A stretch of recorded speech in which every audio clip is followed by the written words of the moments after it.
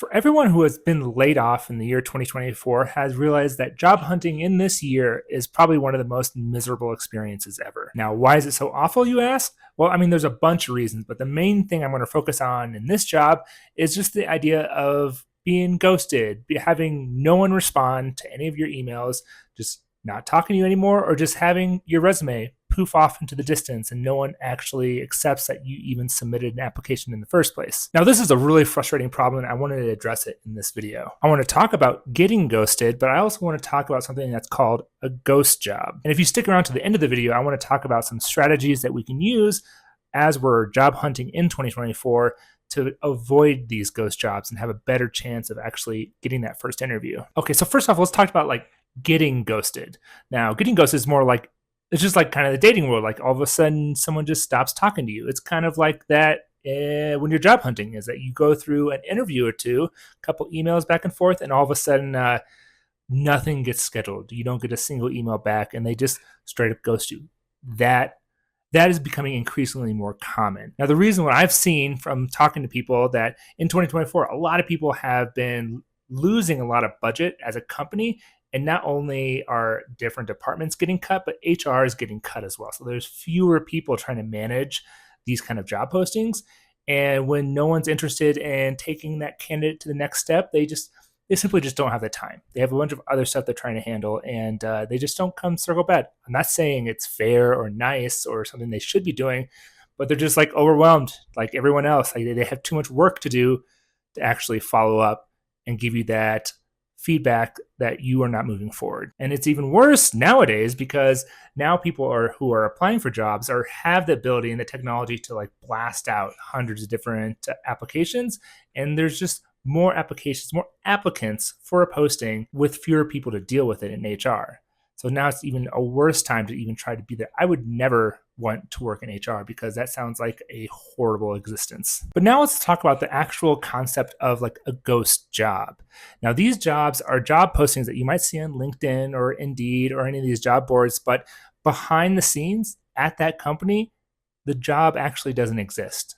There's no intent of actually filling the job because the job doesn't exist. That is what we call a ghost job. It's arguably one of the most frustrating things in the world, but there's bad reasons why people do it, why companies do it. There's innocent ways that this happens and not so innocent ways that this happens. And it all boils down to these companies just being run by imperfect humans. Now, everyone wants to answer the question of why are companies even doing this? What's the point of having a ghost job?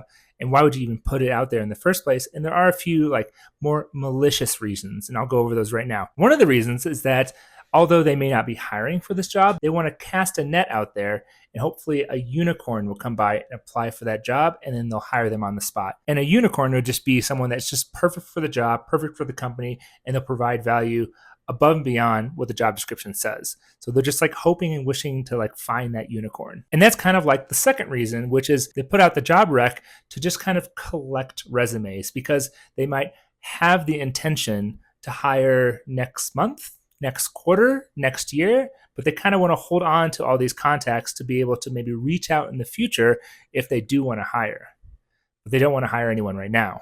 A third reason, which I've heard this is true, is that sometimes companies want to put these postings, these job listings up to sit there and talk to their current staff who are probably overworked, who are doing the job of multiple people, and point to these job postings and saying, hey, we're looking to expand. Don't worry, you'll have someone to help you with your workload in the near future.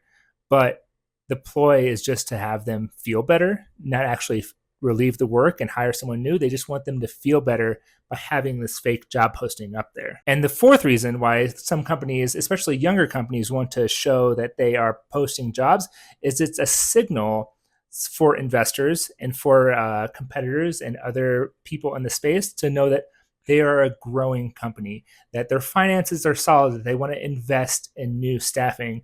Even if they don't have the money to do so, they want to show by the act of having a bunch of job postings that they're a growing company. Now, all of these reasons should boil everyone's blood. This should not be something that you're allowed to do. I don't know how you would govern it any other way. I wouldn't know a single way to actually stop companies from doing this, but I still think it's really messed up that people do it. Now, there are a couple maybe more innocent reasons why someone might be posting a ghost job.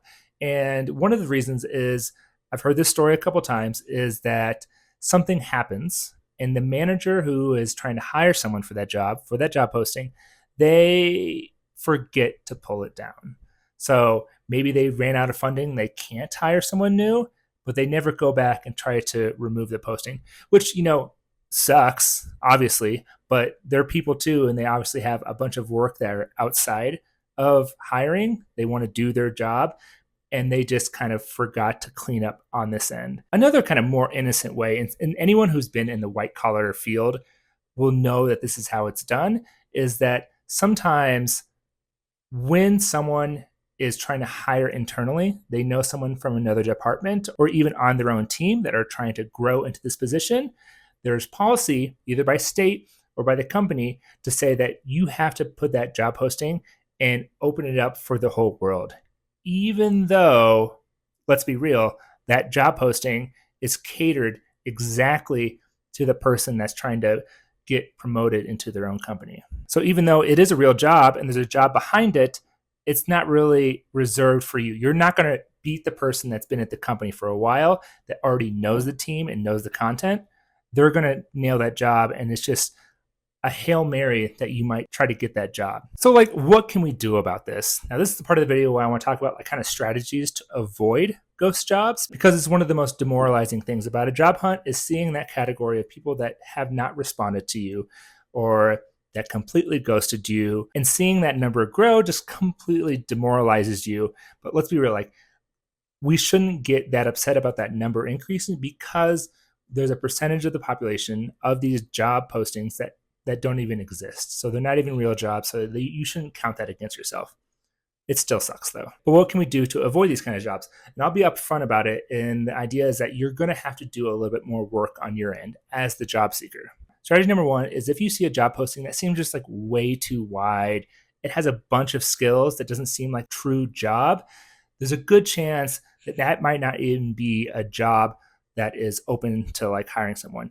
Big companies, like big box software companies, do this a lot because they're trying to hire 20 to 50 engineers at a time, and the skill sets are kind of fuzzy. That can happen. But for most companies and for most people who are trying to hire engineers, for example, they're going to have a very specific skill set, different technologies and frameworks and skills and even domain knowledge that they want someone to come into this role for. So if it's a really fuzzy description, that's kind of a red flag, and I would look closer before even trying to spend any time on that job application. And number two is a big one. If you notice a job posting is open for a long time, I'm talking about maybe even 3 to 4 weeks, let's be realistic. That job has already been filled, or that job just doesn't exist anymore. It doesn't exist at all, because the harsh reality is that there is a tighter squeeze for how many people are looking for work and how many jobs that are actually out there. There's a lot of slowdown in that area. So if someone really wanted to hire someone for that position, a company would be able to find someone very quickly, just because of the influx of people applying for it the second it gets posted. So if it's open there for a long time, there's no way that job is actually trying to fill that position. That means you don't really have a chance. You want to get those new job postings that have just come out, and those have a better chance of you actually having a resume viewed by someone at the company. And the third strategy is involving a little bit more work. The kind of reality is that in recent memory, there was just an enormous feeding frenzy for engineers and people in tech. There was recruiters banging on your window while you're sleeping to try to get you to jump over for a new job. That reality doesn't exist anymore. And now the work to get a company to hire an applicant is more pushed over to the applicant. It's now the job seeker's responsibility to spend a little bit more time to try to find the right job, cater your resume to it, try to reach out and talk to someone that's in the company, whether that's the hiring manager or someone that is in recruitment for that company, and try to get a feel for what the job is looking for.